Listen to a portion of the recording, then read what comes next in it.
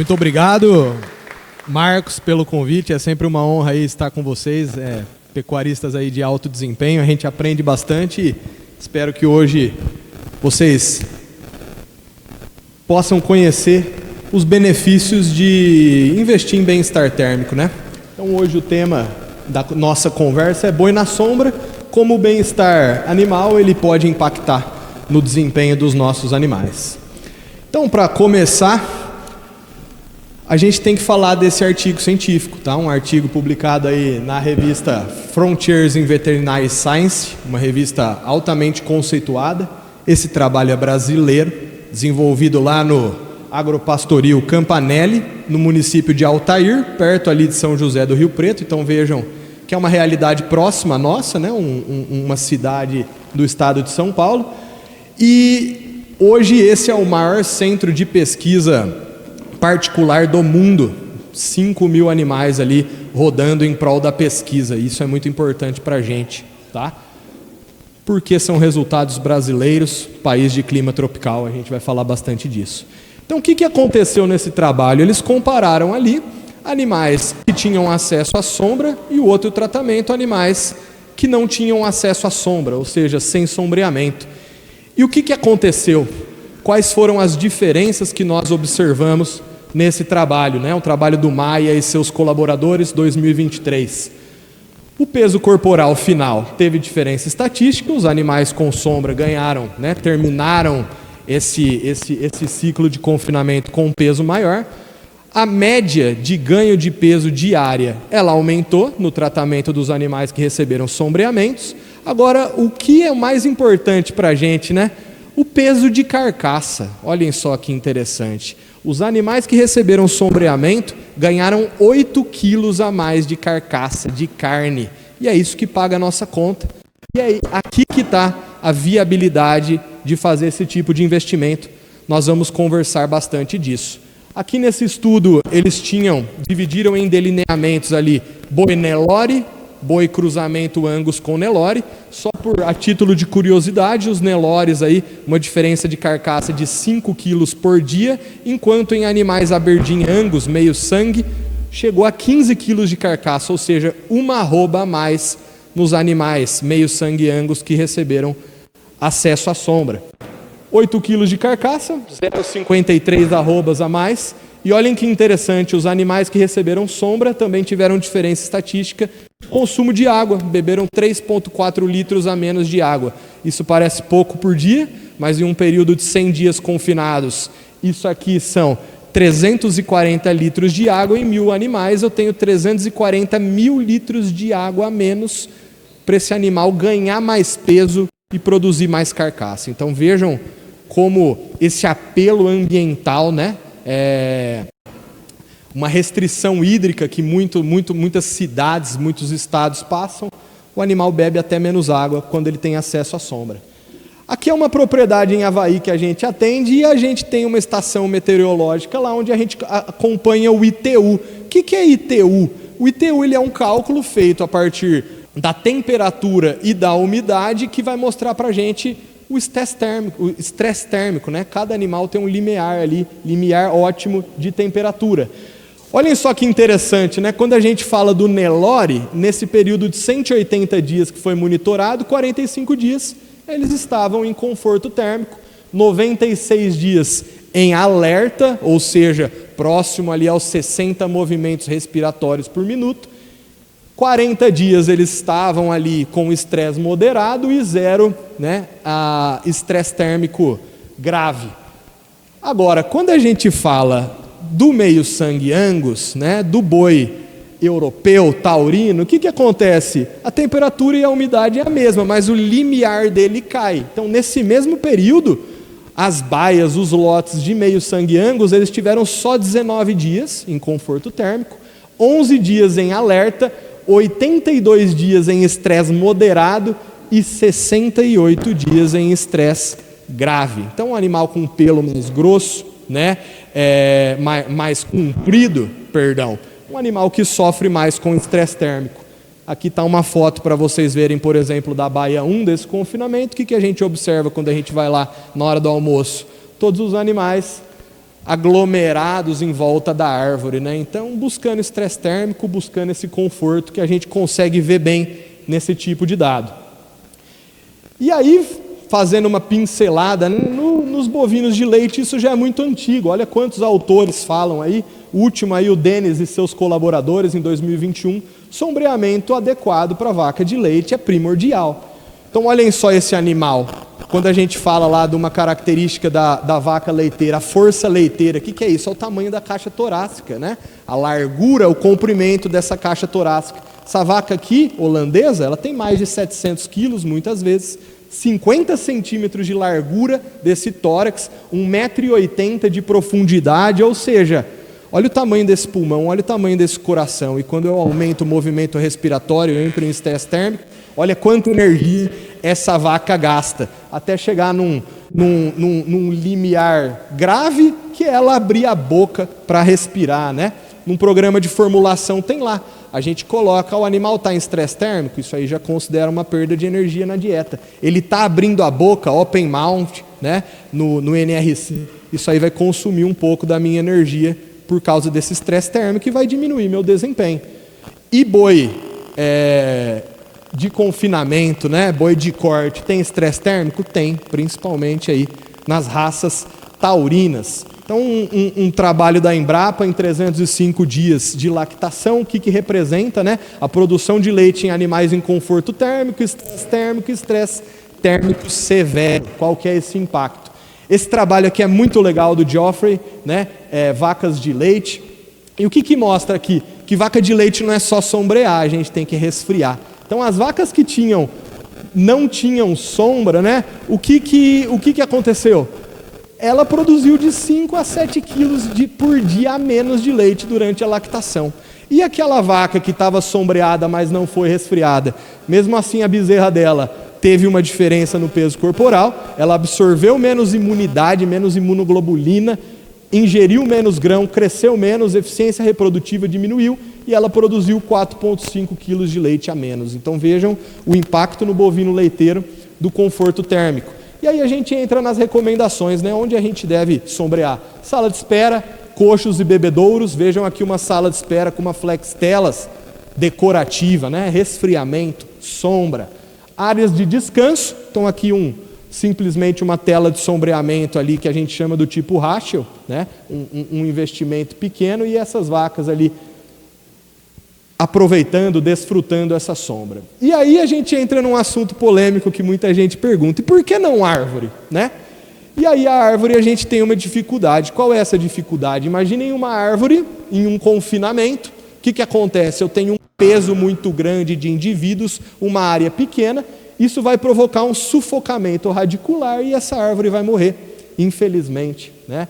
Outra questão são as fezes, que vão produzir aí compostos de enxofre, gás sulfídrico e vai matar essa árvore. Sintoma na árvore, ela vai amarelar a folha, né? A copa dela vai ficar escura, galhos secando, áreas com casca úmida e escura na base do tronco. Isso aqui, para exemplificar para vocês também um outro fator, porque é difícil usar o sombreamento natural com árvore, os animais tendem a comer a casca, né? E às vezes não é nenhuma deficiência mineral. Tem um trabalho de leite muito interessante, né? Que chegou à conclusão que a gente não sabe direito por que o animal come árvore, por que ele come terra, né? Por que ele tem esse comportamento depravado. Mas se o animal comer em volta da casca da árvore, vai matar essa árvore, né? Então isso aqui é um outro fator que atrapalha a utilização de sombreamento de árvores em confinamento.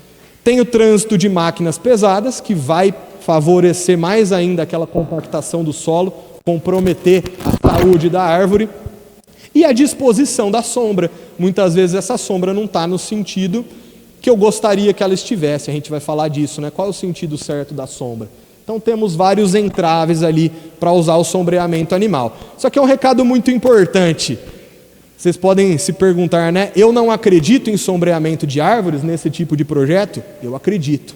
Só que isso aqui é muito mais difícil de fazer, tá? É um investimento a longo prazo, até essa árvore crescer eu vou precisar proteger ela, cercar em volta por todos esses motivos que a gente conversou, tá? Então a gente vai falar disso. O que é o caro de investir em sombra? É a estrutura dessa tela de sombreamento, e aqui eu vou precisar de uma estrutura para cercar essa árvore. Dá para fazer? Dá. É muito difícil. Eu vi um projeto lá no Mato Grosso do Sul desse tipo. Hoje, quando a gente fala de tela de sombreamento, qual que é o nosso maior diferencial como uma indústria nacional? É uma tela, é um produto desenvolvido para país de clima tropical. Então a nossa intensidade luminosa, né, os raios UV aqui num país como o Brasil de clima tropical, ele é muito maior. Falando também num fator, né, um conceito, o que é tropical? Tropical é um país com alta umidade e alta temperatura. Então tudo que aquele ITU não gosta, né, tudo que aquele animal, que aquele conforto térmico detesta. Alta umidade e alto calor. Então a gente tem um produto desenvolvido para esse tipo de desafio. Hoje nós temos produtos aí com garantia de 3 a 5 anos e, de longe aí, eu acho que o nosso maior diferencial é o nosso time de especialistas prontos aí para atender todos os produtores. A gente aprende muito com vocês e dedica muita atenção. Eu sou da parte mais de nutrição e conservação de alimentos, mas a gente tem profissionais aí da parte de HF, né? Frutas, verduras e legumes, uma equipe de agrônomos, zootecnistas, prontas aí para atender em todas as linhas. Então, a primeira tela de sombreamento que a gente vai conversar é a do tipo Rachel. É a tela mais simples, uma tela leve, né, igual essa aqui que vocês estão vendo. Ela é barata, né? Então 36 meses de garantia, 3 anos. Esse é um diferencial hoje da Flex Telas, tá? Ninguém dá garantia nesse tipo de produto aqui.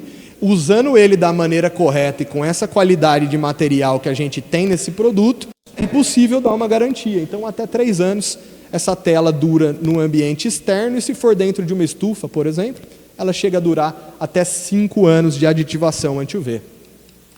Ela é leve, ela não precisa de costura, não precisa de nós. Como que eu vou instalar essa tela, né? A gente vai falar um conector do tipo agulha, a gente vai usar para trançar ela ali e fixar ela na estrutura. Ela tem um baixo custo, é a mesma sombra, certo? Ela é uma porta de entrada, então aquele trabalho que vocês viram do Maia, qual é a viabilidade daquela sombra? Vocês vão ver já a estrutura do tipo mexicano, né? 4 ciclos, 5 ciclos. Aqui ela é uma tela que viabiliza aí no primeiro ciclo. A gente vai fazer uma conta depois. Maior objeção desse tipo de tecnologia: não dura, estraga, o pessoal fala, né? Não presta essa tela. O que a gente precisa entender quando a gente vai usar um tipo de tela dessa? Ela é feita de um plástico que a gente chama de polietileno de alta densidade, super resistente. Agora, se eu pegar ela aqui, amarrar ela na hora de fixar, olha como eu estou distribuindo essa força num pedaço só da tela. Então, como eu devo fazer a fixação dela? Eu devo envolver aquele fio que eu estou utilizando. Eu vou usar o conector do tipo agulha aqui para trançar e travar ela. E aí, quando eu distribuo a força dessa maneira, eu tenho o desempenho ideal do produto, e aí vocês não vão ter problema mesmo com esse tipo de tela aqui, que é uma malha mais leve. Muito obrigado, viu? Então a gente tem que saber usar. A gente vai falar um pouco disso nos próximos slides. Nós temos também a opção da tela decorativa. Eu gosto muito desse tipo de tela. A gente tem a possibilidade de trabalhar com essa tela na cor prateada, tá? Qual que é a vantagem da gente trabalhar com uma tela prateada? Ela reflete a luz solar, ela diminui a temperatura mais ainda, em torno aí de 4 a 8 graus a menos. Ela é uma tela que tem uma durabilidade maior, 5 anos, a gente vê ela comumente aí em estacionamento de shopping, mercado, tá? É aquele mesmo tipo de tela. Ela traz maior conforto térmico, o prata ele reflete os raios solares, então a temperatura diminui debaixo de uma sombra com uma tela prateada. E ela tem um menor custo amortização. Por quê? Porque ela dura mais, ela é mais cara, mas ela dura mais, então ela dilui esse investimento de uma maneira mais eficiente. Hoje a gente tem várias aplicações na sombra e na pecuária, né? Então não só bem-estar de bovinos, tela anti-pássaros na piscicultura, proteção de aviário, também na questão das aves e até nas abelhas, né? A gente vê que o sombreamento favoreceu aí a produção de própolis, um trabalho do Souza e seus colaboradores. Aí também uma outra questão, qualidade de água. Hoje se fala muito disso. A qualidade de água começa lá no reservatório. Então uma tela dessa eu consigo proteger de folha, de galho, de repente algum animal que pode morrer e cair no meu tanque. Então também é uma outra função da tela de sombreamento, além da segurança de trabalho. Hoje está na moda, todo mundo quer fazer um tanque de água, né? A margem desse tanque, ela deve ter uma tela dessa. Por quê? Porque se cair uma pessoa ali dentro, ela não consegue subir, é liso, né, o plástico. Quando eu tenho uma tela dessa, ele vai conseguir sair do tanque e evitar até essas questões aí de segurança, além de prolongar a vida útil daquela geomembrana, daquele filme que eu estou utilizando no meu tanque. Então, entrando aí na parte de boas práticas, quanto de sombra eu tenho que dar para o meu animal? De 2,5 a 3 metros quadrados por boi, correto? Esse é o nosso alvo. Como que tem que ser essa sombra? Sentido norte-sul. Por que norte-sul? Para ao longo do dia essa sombra passear, tá? Por que ela tem que passear? Por que ela tem que mudar? Porque senão o animal vai ficar o dia inteiro debaixo da sombra, ele vai criar um malhador, se for a pasto, ele vai criar lama, se for um confinamento. Isso aqui é muito importante, tá? Quando a gente tem um coxo coberto, isso acontece, o produtor fala para mim, tá, mas eu já tenho um pouco de sombra ali. Então a gente mede essa sombra, dando um exemplo aqui, 3 metros de sombra que ele tem ali no coxo e uma baia de 50 metros de largura, ele já tem 150 metros quadrados. Agora a gente tem que ficar atento. Se o sentido desse coxo é norte-sul, eu tenho que lembrar que metade do dia a sombra está dentro da baia e outra metade ela está para fora, e aí eu vou descontar, eu vou pegar aqueles 150 metros quadrados, por exemplo, igual a gente calculou aqui nesse exemplo, e vou aplicar 75 metros, o resto eu vou ter que completar com uma estrutura de tela de sombreamento. O pé direito, a altura dessa estrutura de sombra, ela precisa ser alta. No mínimo 3,5 metros a 4 metros de altura, tá? Para esse calor dissipar. Então o ar quente sobe. Ele vai subir lá e vai se dissipar para o meio ambiente. Se a tela for muito baixa, eu vou ficar com aquele calor ali retido, não vai ser tão eficiente a minha sombra. Uma outra questão a considerar, pá carregadeira. Pega a pá carregadeira, ergue a concha dela, veja como você trabalha com conforto. Então, muitas vezes eu vou precisar até de 5 metros aqui de altura para poder trabalhar bem ali dentro. Isso aqui é primordial, né? Fazer o correto planejamento dessa tela, dessa estrutura de sombreamento. Aqui é uma foto, um vídeo lá do Campanelli. Jaine, por gentileza, você consegue apertar o play aqui que eu sou meio caipira. Olha o que acontece quando ela está no sentido certo, norte e sul, né? Olha o que acontece com a sombra ao longo do dia. E vocês vão ver os bois, obrigado, Jaine, seguindo essa sombra. Olha que legal. A gente promove uma dinâmica desse animal percorrer a baia, diminuindo o acúmulo de lama. Só que é muito importante. Se fosse leste-oeste essa sombra, ela ia ficar o dia inteiro no mesmo lugar, tá? Ela não ia movimentar. Então, isso aqui é um dos princípios fundamentais quando eu vou fazer uma estrutura de sombreamento. Boas práticas, né? A instalação pode ser feita com arame, tem que ser um arame galvanizado, de boa qualidade, né?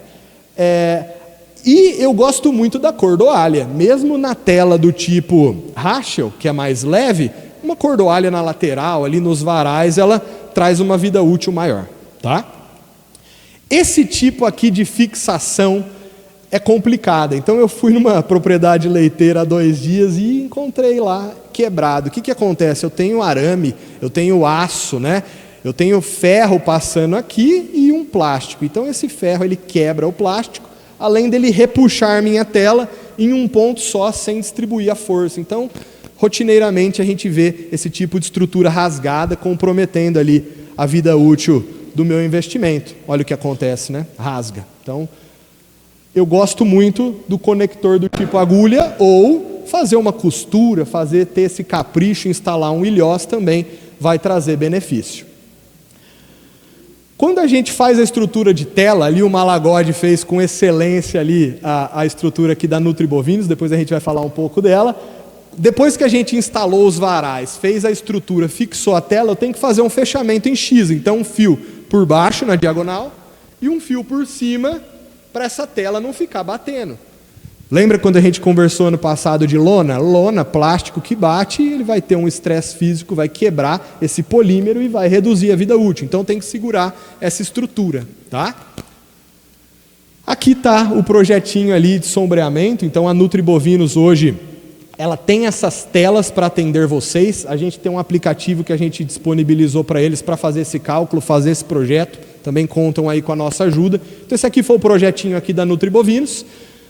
Vejam, né, uma distância de 24 metros, 4 mourões. A gente otimizou isso para ficar enxuto o projeto. E olha lá o fechamento em X, né? Vocês vão ver ali que a tela ela ficou bem presa, bem fixa. O tensionamento é muito importante, então jamais puxar muito essa tela. A gente deve estender ela, mas sem ficar repuxando muito, né? Estender ali para ela ficar esticada, não repuxar. Uma dica também, sempre estica o X, depois a gente estica as laterais lá na catraca na hora de fazer a instalação. Isso aí dá um tensionamento mais eficiente. Uma outra questão, se eu calcular minha sombra e eu precisar de 2 lances de tela, eu tenho que deixar de 1 a 2 metros de distância cada lance para esse ar quente ir embora, que a gente chama ali de efeito chaminé popularmente. Tá? Quando a gente fala da tela do tipo decorativa, vou pegar minha sacolinha aqui para mostrar para vocês, eu vou ter que fazer uma bainha ou um ilhós para fixar ela. Eu não consigo usar um conector do tipo agulha, que eu consigo trançar uma tela dessa com uma trama mais leve numa tela decorativa. Então eu tenho ali esse detalhe, prestar atenção nisso, olha lá uma bainha, né? Usar um fio de boa qualidade, um fio de nylon, para mim prolongar a vida útil desse tipo de estrutura. Aqui tem que ser cordoalha, tá, gente? Então assim, arame galvanizado, a gente pode até fazer o X de fechamento com arame galvanizado, sem problemas. Mas os varais, a estrutura lateral, cordoalha de curral, tá? 4 milímetros aí, 3 fios de boa qualidade. Aqui eu vou ter que usar um tipo de esticador diferente. No arame galvanizado eu vou usar as catracas, que a gente já está acostumado ali em fazer cerca, né? Fechamento em X a cada 4 mourões. E aqui na tela decorativa um detalhe importante. Eu tenho que ter mourão a cada 5 metros. Ela é pesada, vai chover, né? Vai exigir bastante dessa tela. Então eu tenho que, a cada 5 metros, ter um mourão de sustentação. A cada 4 mourões eu vou fazer nesse fechamento em X. Depois vocês vão ver um projeto aí, como que fica na prática. Mourões intermediários de sustentação, que vão ficar dentro da baia. É uma boa prática eu concretar, porque fezes, urina, vai diminuir a vida útil daquele mourão que eu estou colocando ali dentro, e eu quero fazer um negócio que fique muito tempo ali, tá? De maneira eficiente, né? E colocar pneu para proteger esse mourão intermediário, porque o boi vai querer escorar ali, vai querer se coçar, tá? E eu posso trombar com uma pá carregadeira, com uma máquina, quando eu fizer a limpeza ali, e isso pode estragar, prejudicar a vida útil da minha estrutura. Uma outra alternativa que eu vi semana passada, um tubo de PVC com concreto, então fica menor ali, o investimento é um pouco mais barato, de repente, do que eu adquirir esses pneus, tá? Uma altura de mais ou menos 1 metro, 1,5 metros, já é o suficiente para mim proteger esses mourões intermediários. Tem uma manutenção, um reparo, a gente tem que ficar esperto com isso, tá? Então, terminei um ciclo de boi, pedi para o nosso colaborador fazer uma ronda, verificar como está a estrutura, o que está precisando fazer de manutenção ali. Quando a gente fala de tela decorativa, a gente tem que fazer ali um morto, né, para tensionar de maneira adequada. Então aqui está um projeto, 2 lances de tela. O que eu posso fazer se eu não quiser fazer 2 lances e economizar uma linha de mourão? Eu posso fazer esses mourões do meio um pouco mais alto, vou fazer ali um telhadinho, né? Lembrando que essa angulação é para a água escorrer de maneira correta, para mim não criar ali um local de enxurrada na minha baia. Aqui eu posso unir 2 lances de tela decorativa e fazer um mourão mais alto no meio, para otimizar a estrutura, e um morto para esticar, tá? Esse aqui é um projeto em um confinamento aqui no estado de São Paulo, com tela decorativa, baia de 50 metros. E aí vocês vão falar, ué, mas tem só um mourão de sustentação. A gente enxugou esse projeto, otimizou, fez daquela maneira lá que vocês viram na imagem anterior, para economizar, né? E aí a gente usou cordoalha, usou produtos de uma qualidade um pouco mais alta aqui na estrutura para prolongar a vida útil. E aí, a pergunta que todo mundo quer saber, né? Finalmente, é viável isso aí? Vai me trazer retorno? Então aqui eu fiz um estudo de viabilidade, considerando um dado do Murilo Pacheco. Tá? O Murilo Pacheco ele participou daquele trabalho ali que a gente falou, do Maia e seus colaboradores. Hoje ele é uma grande referência em bem-estar animal e estrutura de sombreamento. O que ele falou? A gente tem novilha, tem vaca, Nelore, e aí vamos entrar num consenso? O Nelore ele tem um conforto térmico um pouco maior no desafio, vamos considerar 3 kg de carcaça. Não vamos nem usar aqueles 8 do trabalho, vamos pensar numa fêmea Nelore, tá? Então 3 kg de carcaça a mais por cabeça, por ciclo, isso me representa 0,2 arroba. Preço da arroba R$300, que graças a Deus aí já ficou para trás, são R$60 que eu vou colocar no bolso por boi por ciclo. Se eu fizer 3 ciclos no ano, a gente está falando de R$180. Quanto que custa eu fazer uma sombra por animal de uma tela decorativa aqui, uma estrutura bem robusta, com 5 anos de vida útil? Em torno de R$80, tá? Isso aí, extrapolando um pouco. Ou seja, eu amortizo meu investimento aí no segundo giro, né? Antes do primeiro ano. Ou seja, é um retorno sobre o investimento muito alto. O que dá hoje para a gente aí 125% de retorno sobre o investimento? Difícil, né?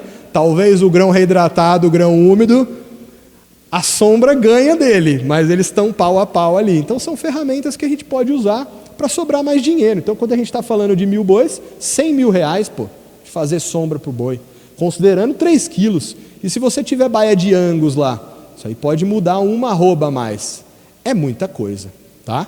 Então, sempre lembrar dessa estratégia. Isso aqui não é para europeu ver, para francesinho ver. Também é, né?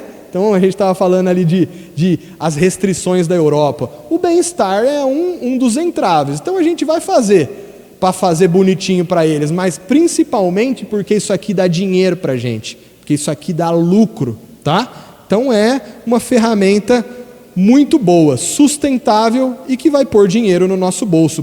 Primordial, traz lucro para o produtor, aumenta a minha margem. E de tabela aí a gente ganha bem-estar animal, a gente começa a conquistar mercados mais exigentes também. Tá?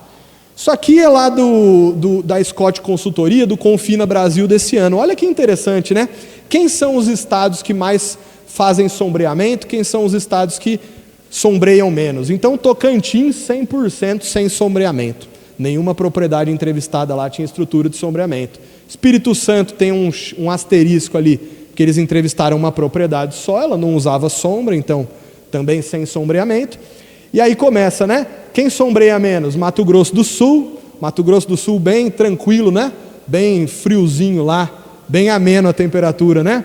Mato Grosso, olha lá em Cuiabá, que delícia que é, né? Bem geladinho, quase não faz calor, né? Bahia, também, pouco calor lá, né? Roraima, Pará, São Paulo. E quem que sombreia mais? Justamente os estados onde faz um pouco mais de frio. Paraná, Rio Grande do Sul. Olha Santa Catarina, 100% dos confinamentos tinham sombreamento. E aí a gente entra naquela questão. Mas o cara é bobo de fazer sombra num estado que tem uma temperatura mais amena? Não, ele não é bobo, ele é inteligente. Temperatura, calor não é o maior vilão. A gente tem o vilão também do raio UV, né? Então, daquela radiação solar, a gente vai para a Argentina, para o Uruguai, a gente vê a estrutura de sombreamento em países gelados. Por quê? Não é só o calor, é aquele raio UV no meu animal, tá? É a influência dele. Vocês viram ali na vaca leiteira, na novilha, na produção de leite, aquilo é raio UV, tá? É incidência luminosa, mas também a questão do raio UV. Então, maneira muito sucinta aí, a gente conversar de sombra, que vocês precisarem, estou à disposição, tá bom? A gente vai ficar aqui no evento, conversar. A Nutri Bovinos hoje tem esse tipo de solução, tem uma equipe competente para atender, e o que vocês precisarem, estou à disposição. Muito obrigado, viu?